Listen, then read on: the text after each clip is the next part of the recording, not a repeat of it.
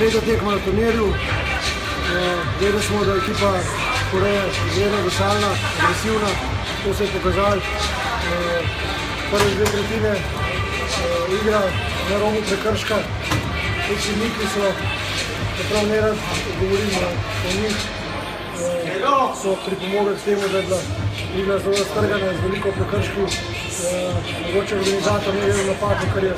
vključil korejskega sodnika na tekmo s Korejo, ampak ne glede na to, zadnja tretjina spet naša najboljša, odigrali smo zrelo, čakali na naše priložnosti, ki smo jih potem na koncu tudi izkoristili, in če pogledamo celotni turnir, zelo pozitivno, predvsem igralci, ki so bili prvič ali pa ki niso bili prej, tokrat v reprezentanci so se pokazali za zelo pozitivne in vidi se, da fantje hočejo, da igrajo v svojih klubih, razen nekaterih izjem, pomembne vloge, in to se odraža tudi reprezentance, veselime tudi vrate, ki dali na Romanja po težki poškodbi, kar je velika stvar za našo reprezentanco in zapuščamo pač Poljsko z 100% skupino.